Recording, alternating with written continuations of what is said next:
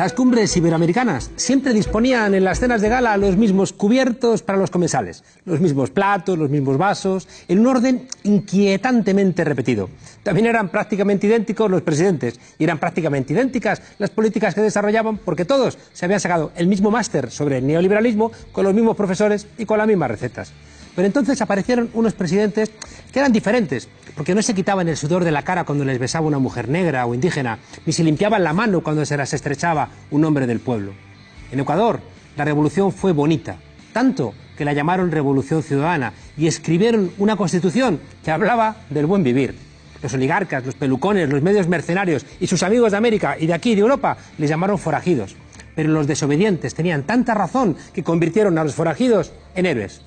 Y Ecuador, liderada por un presidente que además de inglés hablaba quechua, pasó a formar parte de esa década luminosa del continente latinoamericano, donde 70 millones de personas salieron de la pobreza. ¡Ay, América Latina, tan lejos de Dios y tan cerca de los Estados Unidos! Y por eso siempre has tenido una condena. Esos 100 años de soledad de García Márquez. Pero ha tenido líderes políticos que han roto esa condena. Y eso no se lo perdonan. No tienen miedo. Y su coraje acompaña a la desobediencia de los pueblos. Esta noche tenemos aquí en la frontera a uno de ellos. Buenas noches y bienvenido a la frontera, presidente Rafael Correa. Muchísimas gracias, ¿no? Y un inmenso abrazo a toda España, Europa, a la patria grande, a Latinoamérica. Solo una precisión, fueron 92 millones de latinoamericanos que salieron de la pobreza. Ah, mira, yo usaba un dato de la CEPAL y la CEPAL... El CEPAL, pero más actualizado probablemente. Sí, lo ha actualizado a lo mejor. Ahora, no necesariamente todo de gobiernos de izquierda, la inmensa mayoría en países gobernados por gobiernos de izquierda. Estupendo, es una cifra yo espectacular. Estropeo un poco el quicho, no es que lo hablo, ¿no? Bueno. Como estropeo también el inglés y el español. Ahora lo escucharemos. Presidente, ¿qué es el buen vivir? Bien, una nueva definición. Mira, una de las críticas a la izquierda clásica es que disputó una forma supuestamente más justa que el capitalismo, más rápida, pero para llegar a lo mismo, la misma noción de desarrollo. Industrialización, consumo de masa, materialismo, acumulación, modernización entendida como esa industrialización, urbanización, etcétera, no presentó una alternativa en cuanto a la noción de desarrollo. Ese es el buen vivir. No se trata de acumular, no se trata de tener más, se trata de ser más. Es una tradición de nuestros pueblos quichas, aymara. Se trata de satisfacer necesidades de base, porque no tener necesidades de base satisfechas, educación, salud, servicios fundamentales, es un atentado a la dignidad humana. Pero tampoco se trata de cada vez acumular más bienes materiales, sino buscar vivir en armonía con la naturaleza, entendiendo que la naturaleza es fuente de vida, que somos parte de ese ecosistema planetario, el único planeta que compartimos todos, los seres vivos, y en armonía con las demás culturas, entendiendo que toda cultura tiene valores que aportar, y en armonía con los demás seres humanos. Presidente, usted lleva a la presidencia del Ecuador muchas expectativas, porque detrás de una revolución hay muchas expectativas y pocos recursos. ¿Cuáles eran las principales necesidades que había en ese momento en el Ecuador? Te soy sincero, no sé pues si tal vez fue por mi formación, etcétera, pero era demasiado evidente lo que había que hacer. Faltaba la voluntad política. Te diría que incluso no era ni cuestión de ideología, ¿no? Por ejemplo, sí, buscar justicia social puede ser un problema político y discutido entre izquierda, derecha, pero la ineficiencia que había, ¿no? La subutilización de recursos es un criterio transversal. Entonces empezamos a aprovechar de mejor manera los recursos ociosos, recursos en el exterior, recursos que servían para pagar anticipadamente deuda. Le decíamos a los tenedores de deuda, oiga, tenemos 800 millones, FEIREP se llamaba ese fondo, ¿no? Con los recursos petroleros. Tenemos 800 millones de dólares para este año comprarles bonos. Se revalorizaban los bonos en un momento dado, los bonos valían más del 100%. Era una transferencia gigantesca de recursos a los tenedores de deuda. Entonces te diría, muchísimo lo que hicimos fue sentido común, sentido de patria y por supuesto, se agota esa primera etapa y ya viene la parte más ideológica y ahí vienen los conflictos políticos más serios. Por ejemplo, mucha más justicia social, acabar con la explotación laboral, acabar con renegociar una deuda que era inmoral, buscar soberanía, por ejemplo, sin bases extranjeras en el suelo patrio, etcétera. Pero al menos en los meses iniciales, lo que había que hacer era tremendamente obvio, si tú quieres. Me encantaría pensarlo así, ¿no? Pero tengo la sensación de que aunque no tengamos respuesta, los ricos se empeñan siempre en ser más ricos, ¿no? No sé si es un principio de la acumulación, pero a veces uno se plantea... Puede ser que sea uno de los mayores efectos que ha permitido que pase lo que hemos visto en los últimos meses en Ecuador, una traición abierta, que es creer que todo el mundo piensa como uno está pensando, sin interés personal, entendiendo el poder como servicio, sabiendo que la razón de ser de la autoridad pública es el bien común. Entonces, era evidente lo que había que hacer en Ecuador, era evidente lo que había que hacer en América Latina. Presidente, le cuento siempre a mis alumnos que, citándole al príncipe de Maquiavelo, que hace falta que la gente tenga conciencia para cambiar las cosas, ¿no? Si no, da igual que tengas necesidades objetivas y que tengas también, en el mismo sentido, un buen actor político. Y les cuento el caso del Che Guevara, que fue a Bolivia, era un gran actor político, un gran líder, había una necesidad objetiva, pero no tenía la necesidad de que le salvasen, ¿no? El subcomandante Marcos aprende eso y se va a vivir con los indígenas durante 10 años antes del levantamiento zapatista. ¿Usted aprende quichua? Mira, yo sí creo, ¿no? Y esta es una metodología de los telos de la liberación que reflexionaban 6 meses y se sumergían en el mundo real con los más pobres otros 6 meses, ¿no? Para luego aislarse un poco y volver a reflexionar. Yo sí creo, y más aún como economista, cuyo objeto de estudio es la sociedad humana, que hay que estar inmerso en esa sociedad, en los problemas, ¿no? Entonces, cuando yo me gradué de economista, ya cuando estaba casi a punto de terminar, visité una feria una feria académica que había en mi universidad, la Universidad Católica de Guayaquil, y había un stand que decía el problema indígena. Y yo dije, ¿cuál es el problema indígena? Aquí no tenemos reservaciones como Estados Unidos. Y me avergoncé de mí mismo porque no tuve respuesta a eso. ¿Cuál es el problema indígena? Así que apenas me gradué, cogí mi mochila, toda la vida había trabajado con los salesianos, fui a ver a mi buen amigo, falleció hace un par de años, el padre Germán Delgado, superior de Salesiana, le dije, padre Germán, quiero ir a trabajar en el mundo indígena, no conozco el mundo indígena, no puedo ser economista si no lo conozco. Y me dijo que tenían 2 misiones en la sierra indígena, ¿no? en pueblos indígenas de la sierra, que también en Amazonía y parte en la costa. Cayambe, y yo sí conocía Cayambe, Zumbagua, en mi vida había escuchado hablar de Zumbagua, le dije, voy allá, y continué. De ese mismo rato pasé de Quito, en verdad fui a hacer un retiro espiritual, en esa época hacía cada año cerca de Quito, y continué luego a Zumbagua, me presenté con el padre Segundo Cabrera, aquí estoy para hacer un año voluntariado, 3.600 metros de altura, provincia de Cotopaxi, de las regiones más pobres del país, pero sigue siendo mi mejor posgrado. Uno como economista recién graduado, como joven, cree que tiene todas las respuestas y que iba a enseñar. En realidad aprendí muchísimo, me cambió la vida, conocí gente maravillosa y bueno, te insisto, ha sido el mejor posgrado que he hecho. Cuando yo estaba en Alemania siempre pensaba que la palabra oligarquía e imperialismo eran palabras como perezosas, ¿no? Que se utilizaban para no hacer análisis más profundos. Pero luego llegué a América Latina, llegué por ejemplo a Quito y recuerdo una vez caminando, venían 2 personas indígenas y se bajaron de la acera para que yo caminase por la acera y... ¿Hace cuántos años fue eso? Hace años. Sí, porque eso ya no se da. Antes. Gracias Ustedes a Dios, todavía no estaban. Tenemos otro grave problema. Entonces, pero ahí entendí que había cosas invisibles y que se explicaban precisamente con esas palabras, ¿no? Con la palabra oligarquías y con la palabra imperialismo. Y la oligarquía, las burguesías, las élites, como tú quieras, son una realidad de América Latina, es lo peor que tiene América Latina. Tal vez no soy objetivo en esto porque me da tanta indignación ver esas élites semi-ignorantes pero son élites esnovistas, entreguistas, hablan español pero piensan en inglés, que no han buscado el progreso de todos, sino que el progreso técnico lo han utilizado para diferenciarse con sus colegios de lujo, y no pagan por una educación, pagan por intríngulis social, para casar a sus hijos entre ellos, con sus clubes de lujo, con sus barrios de lujo, con las grandes murallas, siempre separados. Cantaba Víctor Jara, ¿no? Sí. Las casitas de Barrio Alto. Y bueno, es histórico, ¿no? Cuando estas élites hablan de libertad, es su libertad. Cuando hablan de derechos, son sus derechos, no el resto, no lo consideran gente.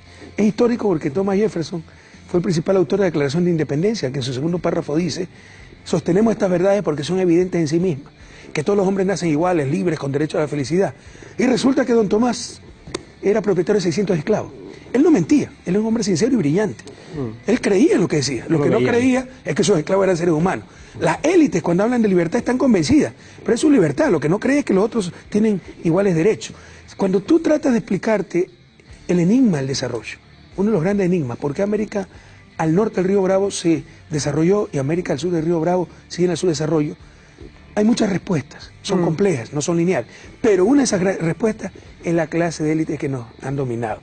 excluyentes, semi-ignorantes, falta de ilustración, prepotentes, tremendamente soberbias, ¿no? En uno de esos viajes iniciales me llamó la atención que había gente que iba a cortarse el pelo a Miami. Élites que tolerarán un gobierno que busque darle mejores escuelas a los hijos de sus empleadas domésticas, pero matarán a un presidente que busque darle las mismas escuelas que a los hijos de la burguesía. Ahora vamos a hablar son las élites latinoamericanas. Creo que por eso mismo fue un punto de inflexión en el continente cuando un grupo de presidentes decidieron decirle que no al Tratado de Libre Comercio en 2005, ¿no? Y que en ese momento de alguna manera era muy relevante, bueno, pues decir, somos ya algo diferente a ese patio trasero latinoamericano. Vamos a ver unas imágenes de aquel evento.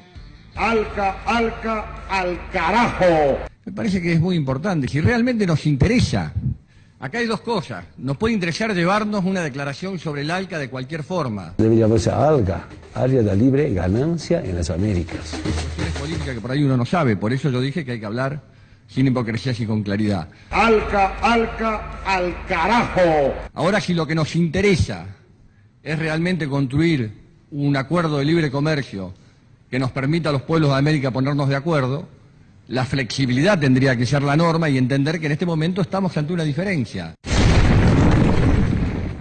¿Sabe, presidente, que en 100 años de soledad se dice eso de miércoles, por no decir mierda? Entonces, en la traducción inglesa dicen Wednesday, ¿no? Entonces, no entenderán nada. Entonces, cuando le tradujeron a Bush eso de al carajo, no sé muy bien qué le traducirían, ¿no? Tampoco sé, pero yo no era presidente todavía, pero a Hugo le encantaba contar esa anécdota que se puso de acuerdo con Néstor para que hablara Hugo, y como le encantaba hablar, hablé durante muchos minutos, y de así quemar un poco de tiempo y cómo se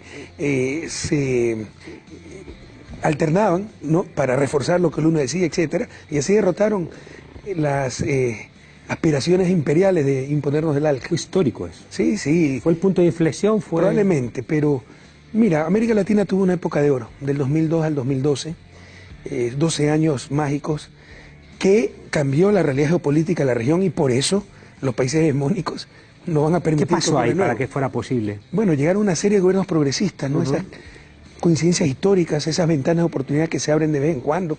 Una ventana fue después de la Segunda Guerra Mundial, porque la gran vencedora de la Segunda Guerra fue Rusia, todo el mundo quería, Unión Soviética en esa época, todo el mundo quería ser comunista, las potencias europeas salieron muy debilitadas, entonces hubo procesos generalizados de independencia, descolonización, las nuevas repúblicas, para que no caigan en la órbita soviética, entonces se habló mucho de desarrollismo, mucha cooperación para el desarrollo, y se dio cierto margen de acción, ¿no? Por ejemplo, en América Latina hubo pensamiento propio, se generó la estrategia de desarrollo conocida como ISI, Industrialización Sustitutiva de Importación. Entonces, hay momentos en la historia que se relajan las restricciones internas, esa visión excluyente de nuestra élite, vienen élites un poco más modernizadoras, las restricciones externas, ¿no?, de los países hegemónicos, y se permiten ciertos espacios para un desarrollo algo autónomo. Eso se dio a finales del siglo XX, con el desastre que fue el neoliberalismo, un fracaso total económico, democrático, porque no importaba lo que los pueblos voten en las urnas, votaran en las urnas, siempre había que hacer lo mismo la peor, social, obviamente, pero también de líderes. Daban pena los líderes latinoamericanos de los años 90, ¿te acuerdas de Menem, Color de Melo, en la cárcel, Fujimori, ¿no? Pero entre todos no hacían uno. Y crisis de ideas, incluso. Aceptamos pasivamente las recetas que nos daba el norte en función del Washington Consensus. Consenso donde nunca participó Latinoamérica, y le llamamos consenso. Y no solo irreflexivamente aceptábamos eso, entusiastamente. Entonces, fracasa el neoliberalismo, quiebran Ecuador en el 99, Argentina en el 2001, y eso abre una ventana de oportunidad para que haya gobiernos progresistas. Esa tendencia la empieza Hugo Chávez con su victoria en 1998, pero ahí empiezan a llegar a la región una serie de gobiernos progresistas y se derrumban, como Castillo de Naipes, los gobiernos de derecha, entreguistas, y llega Lula da Silva en Brasil, llega Tabaré Vázquez del Frente Amplio en Uruguay, llega Michelle Bachelet a Chile, llega Néstor Kirchner en Argentina, llega Evo Morales a Bolivia, llega quien te habla al Ecuador, ¿no? Y en un momento dado, en la época de oro del progresismo, irrepetible, única, más que irrepetible, no quiero decirlo eso, porque decir eso, ojalá que se repita, pero por primera vez en la historia, por ejemplo, de 10 países latinos de Sudamérica, 8 tenían gobiernos de izquierda, incluyendo Paraguay por primera vez en la historia con Fernando Lugo. Pero las burguesías, bueno, más que inteligentes son soberbias, el imperio no es tonto. Eso le cambió el balance geopolítico y no podían permitir que continuara.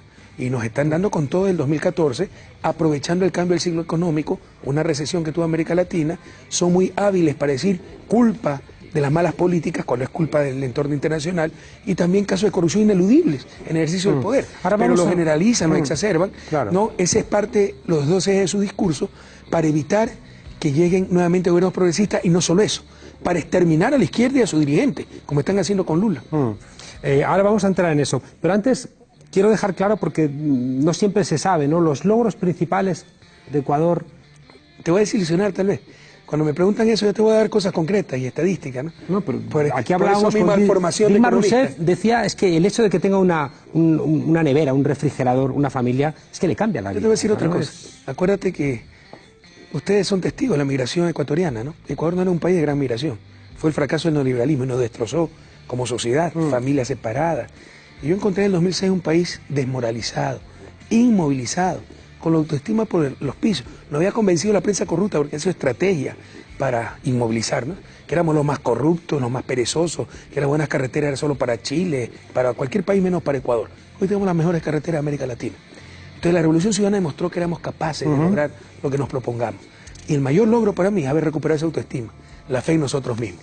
Ahora, si quieres cosas concretas, en 10 años duplicamos, más que duplicamos, la economía en términos de dólares creció 110%, y un crecimiento de gran calidad, porque en época neoliberal creció 85%, pero los ricos, el ingreso de los ricos creció 112% y el ingreso de los pobres 20%. Acá el ingreso de los pobres subió 112%, 118%, el último decil 112, el penúltimo 118, y el ingreso de los ricos también subió 40%, pero el triple subieron los más pobres. Eso significa disminución de desigualdad, disminución acelerada de pobreza por efecto crecimiento y efecto distribución. Fuimos los campeones regionales en disminución de pobreza, los campeones regionales en disminución de inequidad, los campeones regionales en inversión pública. Sin infraestructura, sin energía, no puedes tener desarrollo, así de sencillo, ¿no? Los campeones regionales en avances de la educación media, los campeones regionales en avances de la educación superior. Entonces logramos pensamiento, conceptos que dieron la vuelta al mundo, la iniciativa Yasuní, emisiones netas evitadas. Yo recuerdo en la propia universidad en España, mirábamos a la universidad en el Ecuador, porque es que se estaban allí haciendo cosas como muy, muy relevantes, ¿no? Se estaban allí experimentando cosas que hacían de la universidad algo realmente sorprendente. Nosotros logramos lo que se creía impensable, imposible, más que impensable, conciliar rigurosidad académica con democratización. Siempre se creyó que había una relación excluyente, el trade-off en inglés. Si querías mayor nivel académico, menos democrática la universidad. Si querías más democracia, menos nivel académico. Mejoramos muchísimo el nivel académico y la matrícula de los más pobres se duplicó, porque dimos igualdad de oportunidades, porque el examen de ingreso estaba diseñado para mirar aptitudes, no conocimiento, porque si discriminas a los más pobres que vienen de peores colegios. Entonces, todos esos son los logros y nos podríamos pasar hablando 2 horas de los logros de la Revolución Ciudadana, pero el principal logro, los ecuatorianos empezaron a mirar nuevamente en alto, orgullosos de su patria. No es poca cosa.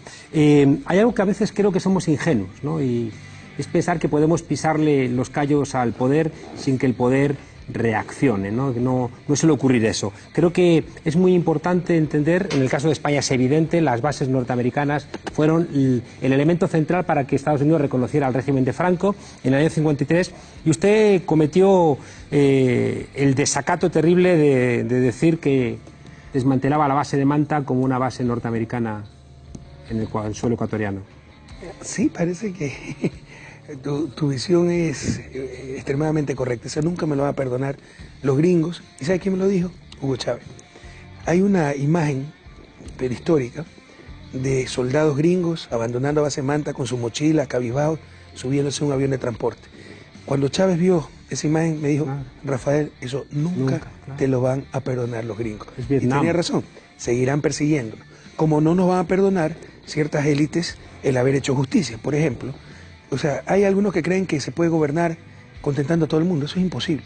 Es tan solo ser un payaso, no cambiar nada, ¿no? O sea, ya quisiera ver a Abraham Lincoln aboliendo la esclavitud con el aplauso de los esclavistas. Tienes que resentir a alguien. Claro. Más aún en realidades tan injustas como la latinoamericana. Entonces, por ejemplo, cuando yo llegué todavía el atraco bancario del 99 estaba en impunidad. Los banqueros que más habían perjudicado al Estado, la familia Isaías, le debían 600 millones al Estado y habían huido a Florida. Pero tenían 200 empresas y nadie se atrevía a incautarlas. Llegué yo y se las incauté. Esa gente me va a perseguir hasta el final de mis días. Y compra periodistas, compra medios de comunicación, paga gente para hacernos daño, ¿no? Paga por publicaciones, paga a nivel internacional. Habían contratado una empresa de relaciones públicas solamente para atacar a mi gobierno y ahora siguen atacando al ciudadano Rafael Correa. Pero sabíamos en qué nos metíamos. O sea, mira, la ética política te exige hacer lo correcto, no hacer lo más fácil. Claro. El que ocupa un cargo público para hacerlo más fácil es deshonesto. Podríamos decir que incluso es corrupto. A mí cuando me golpean en España creen que me hacen daño, cuando lo que hacen es de alguna manera darle lustre a las heridas que yo las llevo como medallas en una lucha de honestidad. Dime quién te odia y te diré quién eres. Hay un libro que usted se ha leído y que yo también, y que es un libro que pone los pelos de punta, el de John Perkins, Confesiones de un gángster económico, ¿no? Es decir, es uno de los gángsters de ellos, un sicario que nos cuenta cómo funcionan los Estados Unidos con los que desobedecen, ¿no? Y ahí aparece, bueno, algo que leí hace poco y me llamaba la atención, como si hubiera una maldición en el Ecuador de las traiciones perpetradas a veces, ¿no?, por este tipo de personajes, en el caso del asesinato de Roldós, lo que pasó también con Eloy Alfaro, y luego vamos a hablar de lo que ha pasado recientemente. En las confesiones de ese gángster económico usted vio cierta luz. Bueno, eso fue antes de que yo fuera presidente. Yo tuve comunicaciones, no logré encontrarme personalmente con John Perkins, pero yo sé quién es, él sabe quién soy, nos apreciamos mutuamente. Y tiene un segundo libro, que no recuerdo en este momento el título. El primero lo leí, el segundo no, lo ojeé el segundo. Es muy parecido al primero y el segundo. Y dice, ahí sí, con nombre y apellido, que Rafael Correa, Hugo Chávez, estamos amenazados de muerte. Y habla alguien con conocimiento de causa, porque él participó de esas mafias. Y ha sido la forma de actuar.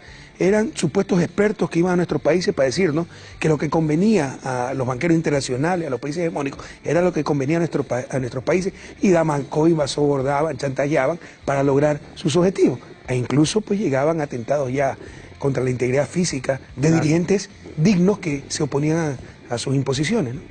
Presidente, en 2015 llega la crisis económica al Ecuador, ¿no? Y ahí empiezan a haber algunos problemas, y uno de ellos también tiene que ver con la corrupción que usted mencionaba antes. No se puede llamar crisis, ¿no? Porque para tener una crisis se necesita un fuerte crecimiento económico, grandes desequilibrios. Eso nunca pasó en Ecuador. Sí hubo un cambio de ciclo en toda América Latina. América Latina decreció año 2015, 2016. Desde el 2014, segunda mitad, se ve ese cambio de ciclo. En Ecuador no decrecimos el 2015, sí el 2016, pero porque fueron dificultades brutales, ¿ya? El desplome de las exportaciones, no se veía hace 30 años. 2 años seguidos de desplome de exportaciones. Las exportaciones del 2016 eran el 64% del 2014, perdón. Perdimos 12 puntos en ingreso neto fiscal, porque el ingreso petrolero es del Estado, porque con la recesión se recaudaron menos impuestos, porque perdimos litigios por estos malhadados tratados de protección recíproca de inversión y nos obligaron a pagar $1.100 millones a Occidental y Chevron en apenas 6 meses. Porque la gente desde España no sabe lo que supone para Ecuador ese dinero. Eso es más de un punto del PIB. Claro, porque como si aquí hubiéramos pagado $1 billón. Por primera vez, en lugar de recibir ingresos del gobierno central petrolero, de las petroleras públicas tuvimos que darle 1.600 millones, porque estaban a punto de la quiebra, como estaban quebrando muchas petroleras alrededor del mundo. Eso fue en total casi 12 puntos del PIB. Y además, con esta clase de problemas, sobre todo el sector externo, tienes que depreciar la moneda. Como no tenemos moneda nacional y nuestro ciclo económico es exactamente lo opuesto a Estados Unidos, se apreció el dólar y fuertemente. Eso es lo que le llamamos la tormenta perfecta, tritura a la economía. Y como si esto fuera poco, ¿no?, tuvimos un terremoto de casi 8 en escala Richter en abril del 2016, terrible, centenas de muertos, pero más de 3 puntos de pérdida en el PIB y de crecimiento de 0.7, solo como consecuencia del terremoto, que entre otras cosas afectó las exportaciones camaroneras, porque era un sector de camaroneras, ¿no? Pero lo más grave fue la pérdida de vida humana, todo el resto se puede recuperar. Pese a ello, se superó la crisis, no fue crisis, la recesión en tiempo récord, ¿ya? Ya en el último trimestre del 2016 comenzamos a crecer, crecimos todos los trimestres del 2017, crecimiento de 2017 es el 3%, más del doble del promedio latinoamericano, y no aumentamos ni pobreza ni desigualdad. Esas son grandes ligas América Latina, porque ante la primera dificultad económica siempre es hacer más pobres a los pobres y los ricos iguales o más ricos. Esta vez se superó la recesión sin paquetazo, como llamamos allá, en tiempo récord y protegiendo a los más pobres y sin que nos aumente desigualdad. Hay otra crítica que afecta a muchos gobiernos latinoamericanos. Pero hablaste también de corrupción, si quieres hablamos de eso más adelante. ¿Okay? De acuerdo. Sí, sobre todo es que creo que ha habido como tres grandes elementos que son los elementos que se han criticado y que la izquierda europea, la izquierda española le ha prestado atención. Uno es la corrupción, el otro tiene que ver con el extractivismo, ¿no? Y un tercero es con los derechos de las mujeres. Como tres elementos... Con todo respeto, algunas veces la torpeza de cierta izquierda es la mejor aliada de la derecha. De hecho, pues, todos están contra nosotros en el juego de extrema derecha, extrema izquierda, porque es la mediocridad, las ambiciones lo que los guía, y el problema es Correa y la Revolución Ciudadana, porque con nosotros ahí no nos derrotarán nunca. Entonces tienen que unirse para derrotarnos y después enfrentarán las contradicciones que tienen entre ellos. Pero, por ejemplo, ¿no? Cuando tienes 10 años de gobierno, primero te puede cambiar el ciclo económico. Fueron muy hábiles para decir, en toda América Latina, no solo en Ecuador, en Brasil, lo mismo, para decir que la recesión, fruto del cambio del entorno internacional, era fracaso de las políticas de izquierda. Claro. Y algunos compran ese discurso barato cuando las políticas heterodoxas que aplicamos demostraron ser superiores en época de expansión y en época de recesión. Cuando mejor gobernamos, sobre todo a nivel económico, fue 2015-2016. Por la tercera parte de lo que nos ocurrió, ese conjunto de golpes externos no se ha visto en la historia ecuatoriana. Por la tercera parte de lo que nos ocurrió, hubiera colapsado la economía 10 años antes. Caso de corrupción, por el amor de Dios. La izquierda no puede ser tan torpe, tan ingenua, porque sí desmoralizaron a muchos de los nuestros, no haciendo creer que la corrupción era generalizada. ¿Qué gobierno no enfrenta casos de corrupción? El gobierno honesto no es el que no tiene caso de corrupción, el que te diga, yo no voy a tener corrupción en mi gobierno. No, pero la derecha española no le afecta en absoluto los casos de corrupción. Que solo para en México, pero en Colombia. El purismo aquí... izquierdista cae en ese error, ¿no?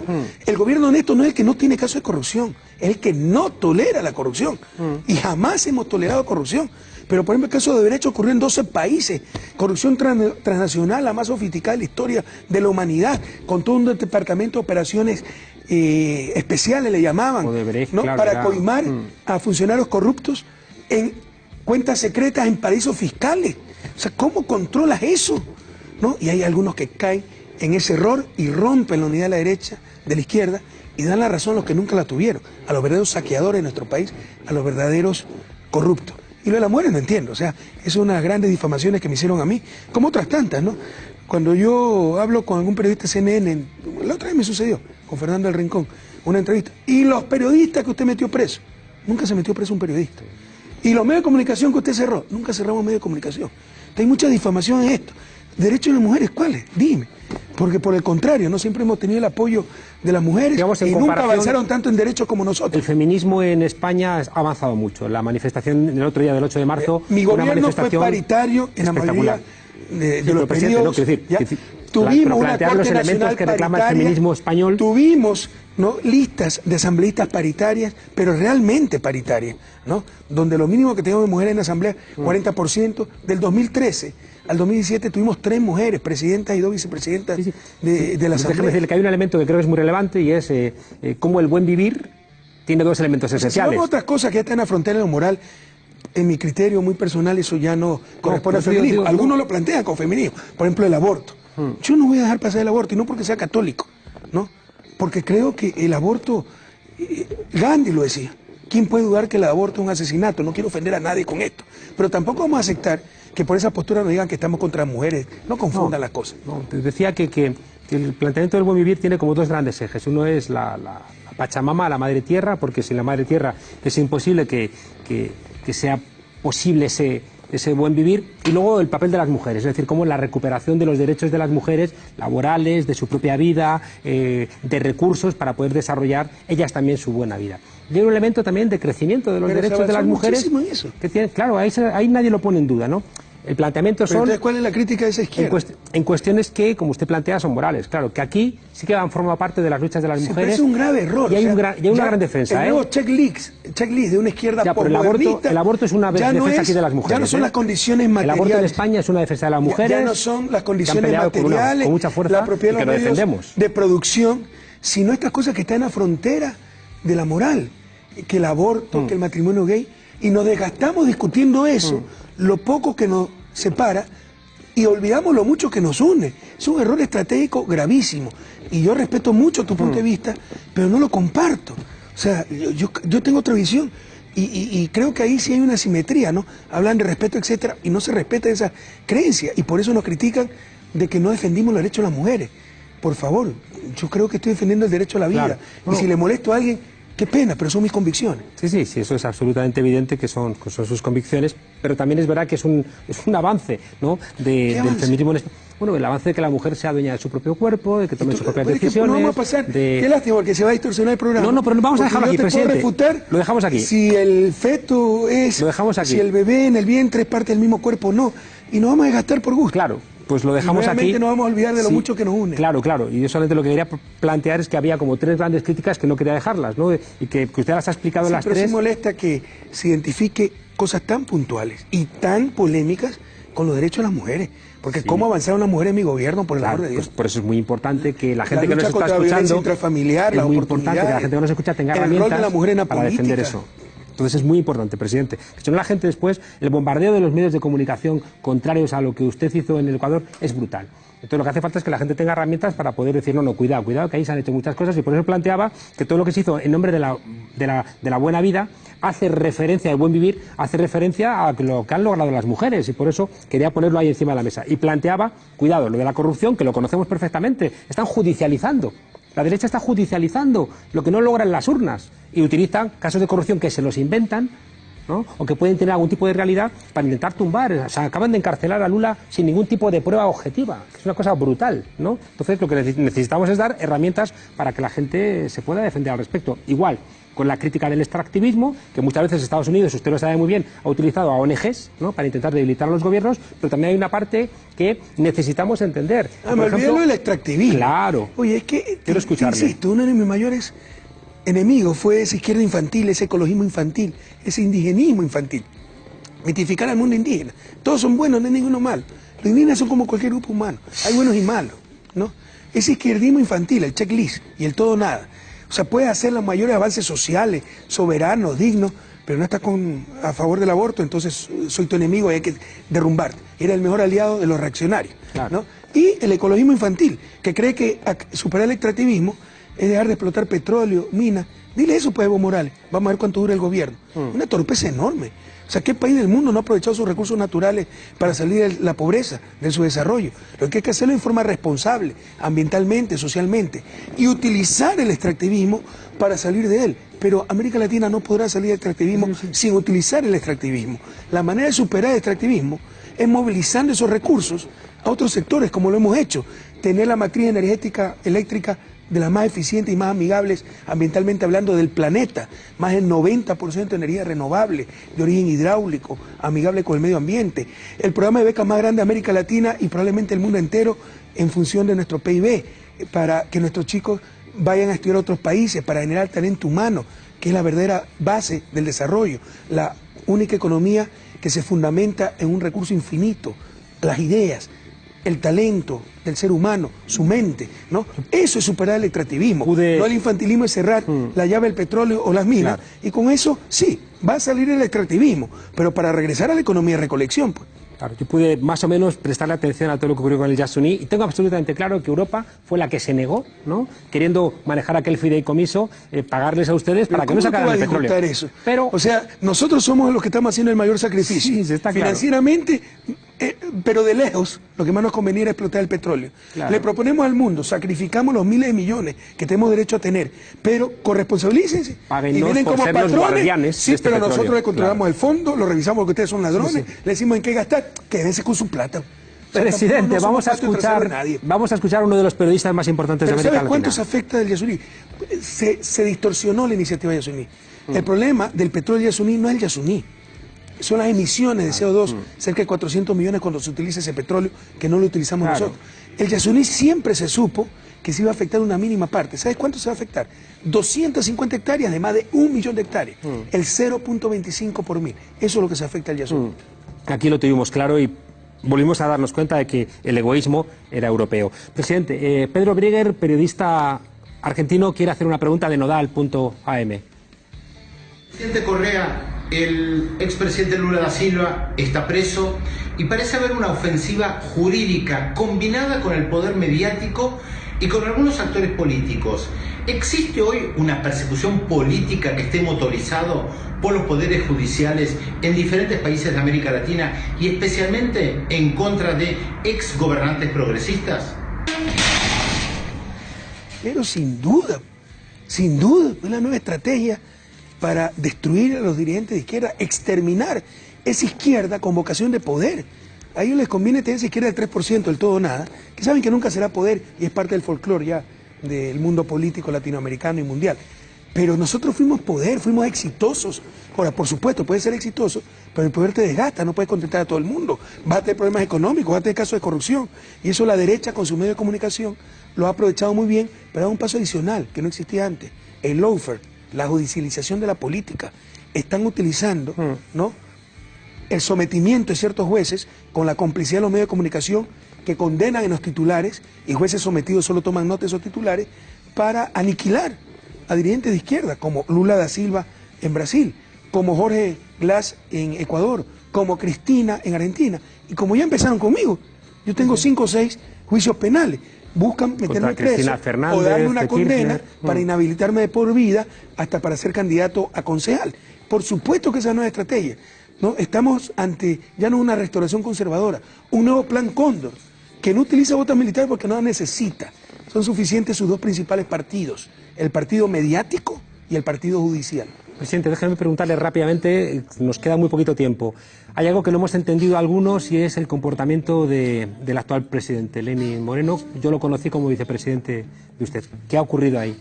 Se llama traición, pues también como la humanidad. ¿Qué ocurrió con Judas? ¿Qué ocurrió con Efialte y el rey Leónidas? ¿Qué ocurrió con Eloy Alfaro y Plaza Gutiérrez? Se llama traición.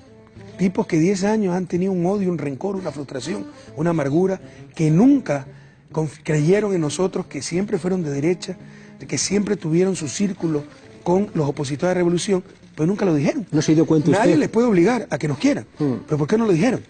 Por el contrario, lo que decían hace 11 meses cuando todavía no necesitaban, que yo era el mejor presidente de la historia, el mejor gobierno del mundo, hay grabado, hay videos de eso, está grabado. Yo lo he visto. El mejor ecuatoriano de todos los tiempos, y ahora soy Al Capone, que permitió a los narcotraficantes pasearse en mi país, que todo hecho mal, etcétera. Se tratan de hipócritas a tiempo completo y es tan viejo como la historia de la humanidad.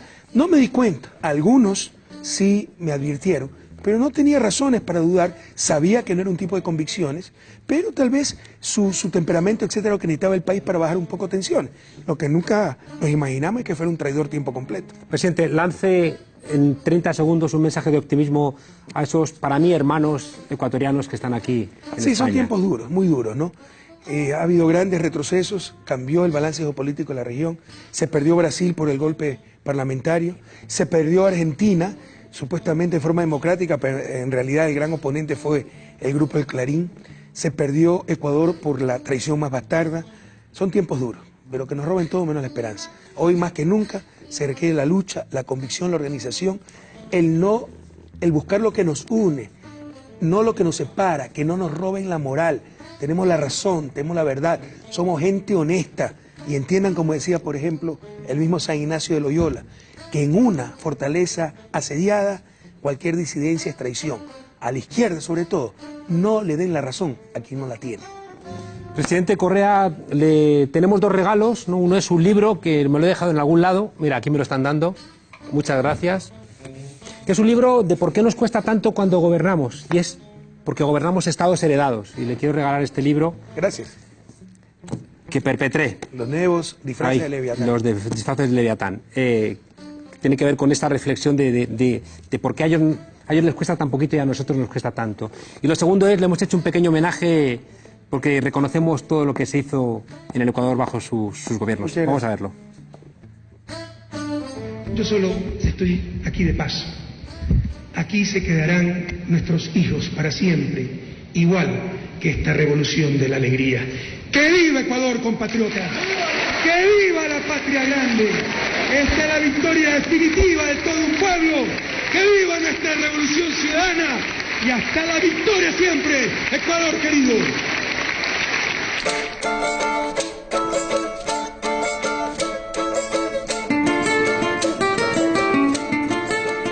hemos empezado a construir la nueva era del Ecuador. Hay avances y pequeños retrocesos, pero volver al punto de origen va a ser bastante difícil, nuestros pueblos no lo permitirán.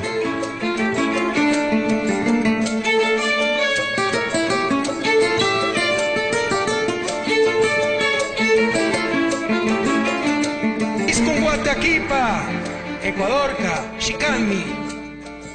Iskunguataquipa, Ecuadorca, Musu Yascami.